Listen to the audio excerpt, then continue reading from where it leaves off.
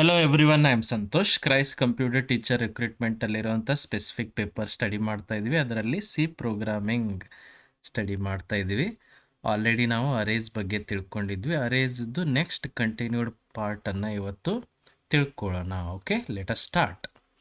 ಇಲ್ಲಿ ನೋಡ್ರಿ, let us see how to traverse an array. ಅಂದರೆ ಅರೇ ಎಲಿಮೆಂಟ್ಸ್ಗಳನ್ನು ಹೆಂಗೆ ಪ್ರೊಸೆಸ್ ಮಾಡೋದು. ಯೂಶ್ವಲಿ ಒಂದೇ ಎಲಿಮೆಂಟ್ ಇದ್ದಾಗ ಡೈರೆಕ್ಟ್ಲಿ ನೀವು ಅದನ್ನ ಎಕ್ಸೆಸ್ ಮಾಡ್ತೀರಿ. ಬಟ್ ಅರೇ ಅಂದರೆ ಏನು? It is set of items. ಸಾಕಷ್ಟು ಐಟಮ್ಸ್ ಇರ್ತವೆ, ಒಂದೇ ಐಟಮ್ ಇರೋಂಗಿಲ್ಲ. ಅದಕ್ಕೆ ನಾವು ಅರೇ ಅಂತ ಕರಿತೀವಿ. ಅದರಲ್ಲಿರೋ ಐಟಮ್ಸ್ಗಳನ್ನು ಹೆಂಗೆ ನಾವು ಪ್ರೊಸೆಸ್ ಮಾಡೋದು. ಟ್ರಾವರ್ಸ್ ಅಂದರೆ ಏನು? ಪ್ರತಿಯೊಂದು ಐಟಮನ್ನು ಹೆಂಗೆ ಎಕ್ಸೆಸ್ ಮಾಡೋದು, ಅದಕ್ಕೇನಂತಾರೆ ಟ್ರಾವರ್ಸಿಂಗ್ ಅಂತ ಕರೀತಾರೆ. ಇಲ್ಲಿ ನೋಡ್ರಿ, ಒಂದೇ ಐಟಮ್ ಇದ್ದಾಗ ಡೈರೆಕ್ಟಾಗಿ ಎಕ್ಸೆಸ್ ಮಾಡಿಬಿಡ್ತೀರಿ. ಬಟ್ ಅರೇನಲ್ಲಿ ಒಂದೇ ಐಟಮ್ ಇರಂಗಿಲ್ಲ. ಅದಕ್ಕೆ ನೀವೇನು ಮಾಡಬೇಕು? ಒಂದೊಂದೇ ಐಟಮ್, ಎಷ್ಟು ಐಟಮ್ ಇದ್ದಾವೋ ಅವುಗಳನ್ನೆಲ್ಲ ಎಕ್ಸೆಸ್ ಮಾಡಬೇಕಾಗತ್ತೆ. ಮೀನ್ಸ್ ಎಕ್ಸೆಸ್ ಮಾಡೋ ಕೆಲಸ ನೀವು ರಿಪೀಟ್ ಮಾಡ್ತಾ ಇರ್ತೀರಿ. ವೆನ್ ಎವರ್ ರಿಪಿಟೇಷನ್ ಅಂತ ಬಂದರೆ ಏನು ಯೂಸ್ ಮಾಡಬೇಕು? ಲೂಪ್ ಯೂಸ್ ಮಾಡಲೇಬೇಕು. That's why loops are used to process arrays. Array process ಮಾಡಬೇಕಂದ್ರೆ ಕಂಪಲ್ಸರಿ ನೀವು ಲೂಪ್ ಯೂಸ್ ಮಾಡಲೇಬೇಕು. ಒಂದೇ ಐಟಮ್ ಇದ್ದಾಗ it is okay.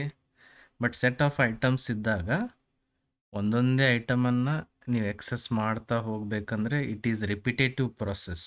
Repetitive process ಅಂದರೆ ಅಲ್ಲಿ ಲೂಪ್ಸ್ ಯೂಸ್ ಮಾಡಲೇಬೇಕು. Okay, let us see the example. ಇಲ್ಲಿ ನೋಡ್ರಿ, ಒಂದು ಅರೇ ಇದೆ ಎ ಅಂತ. ಅದರಲ್ಲಿ 5 ಎಲಿಮೆಂಟ್ಸ್ ಆ್ಯಡ್ ಮಾಡಿದ್ದಾರೆ, 10, 20, 30, 40, 50.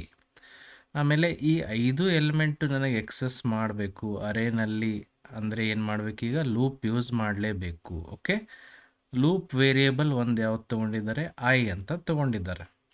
ಆಮೇಲೆ ಯಾವಾಗಲೂ ಅರೇ ಇಂಡೆಕ್ಸ್ ಸ್ಟಾರ್ಟ್ಸ್ ವಿತ್ 0. ಅದಕ್ಕೇನು ಬರೀಬೇಕು? I is equal to 0. ಎಲ್ಲಿವರೆಗೂ? ಎಷ್ಟು ಐಟಮ್ಸ್ ಇದಾವೆ ನೋಡ್ರಿ? 0, 1, 2, 3, 4. ಅಂದರೆ is it less than 5? Yes. ಅದಕ್ಕೆ ಐ ಲೆಸ್ ದ್ಯಾನ್ 5ವರೆಗೂ, 0ದಿಂದ ಸ್ಟಾರ್ಟ್ ಮಾಡಿ ಐ ಲೆಸ್ ದ್ಯಾನ್ 5ವರೆಗೂ ಅಂದ್ರೇನು? 4ವರೆಗೂ. Repeat the process. ಏನು ಪ್ರಿಂಟ್ ಮಾಡ್ತಿದ್ದಾರೆ? A of i. A of i ಅಂದ್ರೇನು? ಫಸ್ಟ್ ಐ ಇಸ್ಕ್ವಲ್ ಟು 0 ಇದ್ದಾಗ ಎ ಆಫ್ 0. ಎ ಆಫ್ 0 ಅಂದರೆ ಯಾವುದು? 10 ಅಂತ ಪ್ರಿಂಟ್ ಆಗುತ್ತೆ. ಕರೆಕ್ಟ್. ಮತ್ತೆ ಲೂಪ್ ಇನ್ನೂ ಫೇಲ್ ಆಗಿಲ್ಲ. ಲೂಪ್ ಮೂವ್ ಆಗಬೇಕಂದ್ರೆ i plus plus. I value ಎಷ್ಟಾಯಿತು? 1. 1 ಲೆಸ್ ದ್ಯಾನ್ 5? ಎಸ್. ಅಂದರೆ ಮತ್ತೆ ಎ ಆಫ್ 1 ಪ್ರಿಂಟ್ ಆಯಿತು. ಎ ಆಫ್ 1 ಯಾವುದು? 20.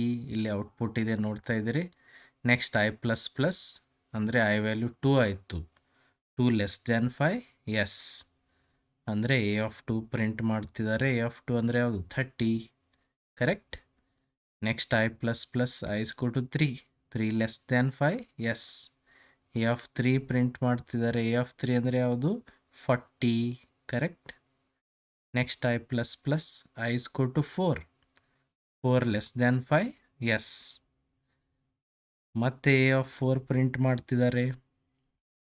ಎ ಆಫ್ 4 ಯಾವುದು? 50. Correct. I plus plus i is equal to ಎಷ್ಟಾಯಿತು? 5. 5 ಲೆಸ್ ದ್ಯಾನ್ 5? ಫಾಲ್ಸ್. ಅಂದರೆ ಇಂಡೆಕ್ಸ್ 0ದಿಂದ ಸ್ಟಾರ್ಟ್ ಆಗಿತ್ತು, 4ವರೆಗೂ ಎಲ್ಲ ಐಟಮನ್ನು ಎಕ್ಸೆಸ್ ಮಾಡಿದ್ವಿ with the help of loop. Loop ಇಲ್ಲದೆ ಒಂದೊಂದೇ ಐಟಮನ್ನು ಎಕ್ಸೆಸ್ ಮಾಡೋದು it is a wrong way of accessing. ಯಾಕಂದರೆ ಭಾಳಷ್ಟು ಐಟಮ್ ಇರ್ತವೆ, ರಿಪಿಟೇಟಿವ್ ಪ್ರೊಸೆಸ್ ಇರೋದ್ರಿಂದ ಲೂಪ್ ಯೂಸ್ ಮಾಡಲೇಬೇಕು. ಇಲ್ಲಿ ನೋಡ್ರಿ, very important condition. I less than 5 ಅಂತ ಇದೆ. I less than equal to 5 ಇಲ್ಲ. ಅಕಸ್ಮಾತ್ i less than equal to 5 ಇದ್ದರೆ ಏನಾಗ್ತಿತ್ತು? ಐ ಈಕ್ವಲ್ ಟು 5 ಆದಾಗ 5 less than or equal to 5 ಆಗ್ತಿತ್ತು, ಟ್ರೂ ಆಗ್ತಿತ್ತು. ಟ್ರೂ ಆಗಿದ್ರೆ ನೀವು ಎ ಆಫ್ 5 ಪ್ರಿಂಟ್ ಮಾಡಿದರೆ ಎ ಆಫ್ 5 ಪ್ರಿಂಟ್ ಮಾಡಬೇಕಾಗ್ತಿತ್ತು. ಎ ಆಫ್ 5 ಅನ್ನೋದಿಲ್ಲ ಇದರಲ್ಲಿ.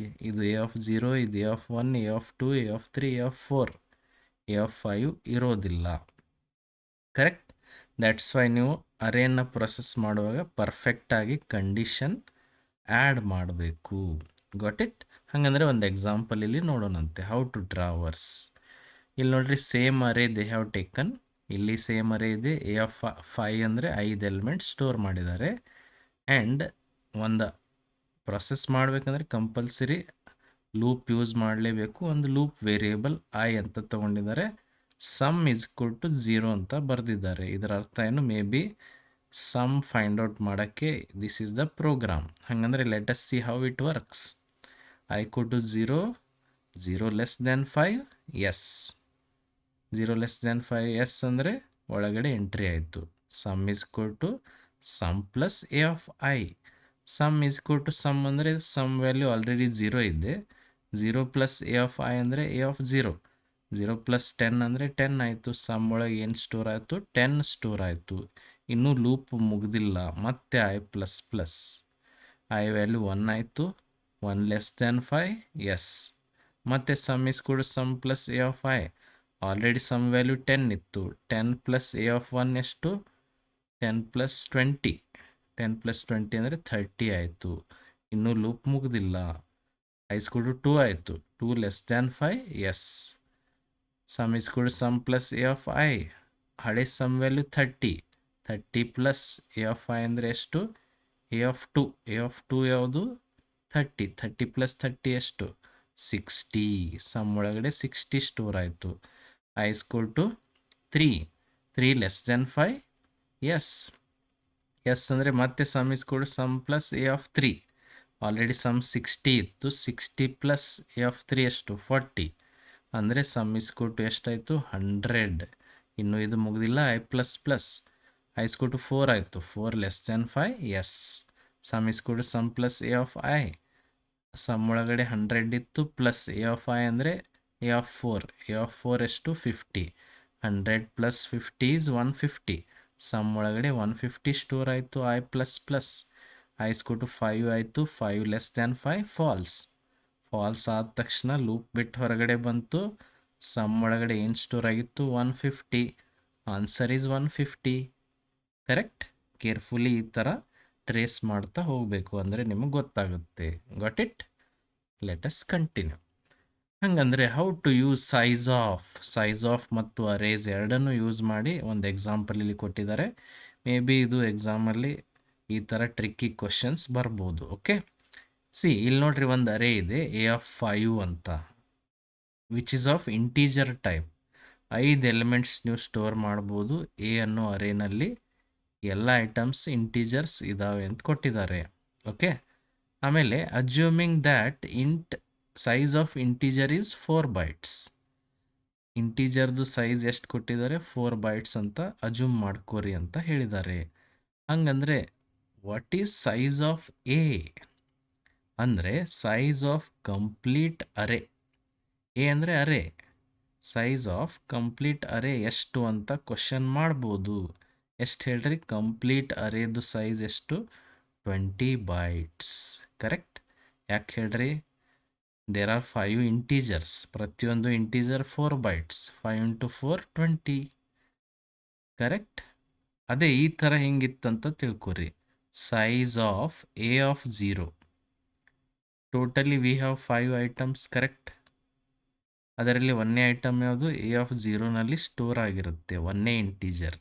ನೆಕ್ಸ್ಟ್ ಎ ಆಫ್ 1ನಲ್ಲಿ ಎರಡನೇ ಇಂಟೀಜರ್, ಎ ಆಫ್ 2ನಲ್ಲಿ ಮೂರನೇ ಇಂಟೀಜರ್, ಎ ಆಫ್ 3ನಲ್ಲಿ ನಾಲ್ಕನೇ ಇಂಟೀಜರ್, ಎ ಆಫ್ 4ಅಲ್ಲಿ ಐದನೇ ಇಂಟೀಜರ್. ಈ ಥರ ಸ್ಟೋರ್ ಆಗಿರ್ತವೆ. ಓಕೆ, ಹಾಗಂದರೆ ಸೈಜ್ ಆಫ್ ಎ ಆಫ್ 0 ಅಂದರೆ ಒಂದೇ ಇಂಟೀಜರ್. ಅದರ ಸೈಜ್ ಎಷ್ಟು ಹೇಳ್ರಿ, 4 ಬೈಟ್ಸ್. ಓಕೆ, ಈ ಥರ ಟ್ರಿಕ್ಕಿ ಕ್ವಶನ್ಸ್ ಕೂಡ ಬರ್ಬೋದು. ಆ್ಯಂಡ್ ಯಾವಾಗಲೂ ನೆನಪಿಟ್ಕೋರಿ, ಇಂಡೆಕ್ಸ್ ಅಂದರೆ ನಂಬರೇ ಇರಬೇಕಂತೇನಿಲ್ಲ. It can be expression also.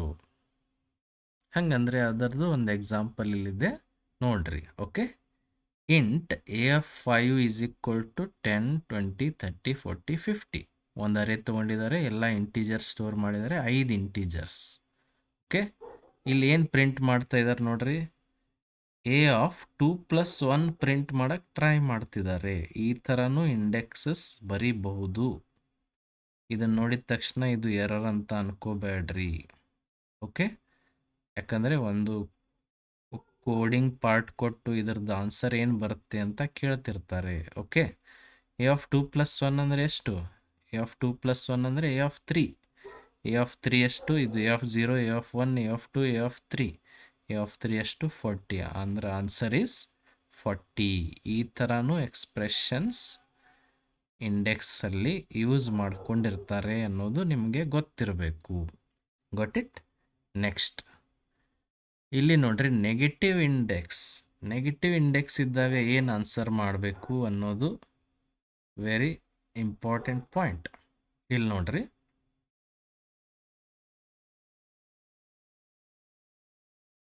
Consider int a of 5 = 10, 20, 30, 40, 50. ಅಂದರೆ ಅಗೇನ್ ಸೇಮ್ ಅರೇ ತೊಗೊಂಡಿದ್ದಾರೆ, ಅದರಲ್ಲಿ 5 ಐಟಮ್ಸ್ ಹಾಕಿದ್ದಾರೆ. ಈಗ ನೆಗೆಟಿವ್ ಇಂಡೆಕ್ಸ್ ಪ್ರಿಂಟ್ ಮಾಡೋಕ್ಕೆ ಟ್ರೈ ಮಾಡ್ರಿ. ಅಂದರೆ ಎ ಆಫ್ -1, ಇದು ಎ ಆಫ್ 0, ಇದು a of 1, a of 2, a of 3, a of 4. A of -1 ಅಂದರೆ it is not a valid element. ಎಕ್ಸಾಮಲ್ಲಿ ಈ ಥರ ಕ್ವಶನ್ಸ್ ಕೂಡ ಬರ್ಬೋದು. ಅಂದರೆ ನೆಗೆಟಿವ್ ಇಂಡೆಕ್ಸ್ ಯೂಸ್ ಮಾಡೋ ಹಾಗಿಲ್ಲ. This is not a valid element of the array. C does not perform automatic bounds checking, and accessing outside the valid array range can result in undefined behavior. ಅಂದರೆ this is not the correct way to write the index. Got it? ಅರ್ಥ ಆಯ್ತಲ್ಲ? ಈ ಥರ some tricky questions ಕೂಡ ಎಕ್ಸಾಮಲ್ಲಿ ಬರಬಹುದು. ಅದಕ್ಕೆ ಇದನ್ನೆಲ್ಲ ನಾನು ಇವತ್ತು ಡಿಸ್ಕಸ್ ಮಾಡ್ತಾ ಇದ್ದೀನಿ. ಓಕೆ, ಲೆಟ್ ಅಸ್ ಸಿ ಯಾವ ಥರ ಈ ಥರ ಕ್ವಶನ್ಸ್ ಕೂಡ ಬರಬಹುದು. ಏನಂತ ಕೊಟ್ಟಿದ್ದಾರೆ ನೋಡ್ರಿ. ಎ ಆಫ್ 5ನಲ್ಲಿ ಅಗೇನ್ 5 ಎಲಿಮೆಂಟ್ಸ್ ಸ್ಟೋರ್ ಮಾಡಿದ್ದಾರೆ. ಎಸ್, ಏನು ಪ್ರಿಂಟ್ ಮಾಡ್ತಿದ್ದಾರೆ? ಎ ಆಫ್ 0 / 10 ಅಂತ ಕೊಟ್ಟಿದ್ದಾರೆ. ನಾವು ಈ ಥರ ನೋಡಿದ ತಕ್ಷಣ ಅಗೇನ್ ಇದು ಇಂಡೆಕ್ಸ್ ಅಲ್ಲ ಅಂತ ತಿಳ್ಕೊಂಡು ಬಿಡ್ತೀವಿ. ಇಲ್ಲಿ ನೆನಪಿಟ್ಕೋರಿ, ಎ ಅನ್ನೋದು ಅರೇ. ಎ ಆಫ್ 0 ಅಂದರೆ ಯಾವ್ದು ಹೇಳ್ರಿ? 10. 10 / 10 ಅಂದರೆ ಎಷ್ಟು? 1. ಅಂದರೆ ಎ ಆಫ್ 1 ಆಗುತ್ತೆ. ಇದು ಎ ಆಫ್ 1 ಅಂದರೆ ಆನ್ಸರ್ ಏನು ಬರುತ್ತೆ? ಇದು ಎ ಆಫ್ 0, ಇದು ಎ ಆಫ್ 1 ಅಂದರೆ 20 ಅಂತ ಆನ್ಸರ್ ಬರುತ್ತೆ. ಈ ಥರ ಟ್ರಿಕ್ಕಿ ಕ್ವಶನ್ಸ್ ಕೂಡ ಇರ್ತವೆ. Very carefully you need to observe. ಇದು ತಪ್ಪಾಗಿದೆ ಅಥವಾ ನಾವು ಕಾಮನ್ ಆಗಿ ಈ ಥರ ಎಕ್ಸ್ಪ್ರೆಷನ್ಸ್ ಅಥವಾ ಇಂಡೆಕ್ಸಸ್ ಬರ್ದಿಲ್ಲ ಅಂದರೆ ತಪ್ಪು ಅಂತ ಅನ್ಕೋಬಾರ್ದು. Once you check, evaluate and get the result. Okay, ಗೊತ್ತಾಯ್ತಲ್ಲ? This is all about today's class. Okay, ಮತ್ತು ಇದರಲ್ಲಿ ಏನಾದರೂ ನಿಮಗೆ ಡೌಟ್ ಇದ್ದರೆ you can question me, you can comment, and if you are new to the channel, please subscribe and share the video. Thank you.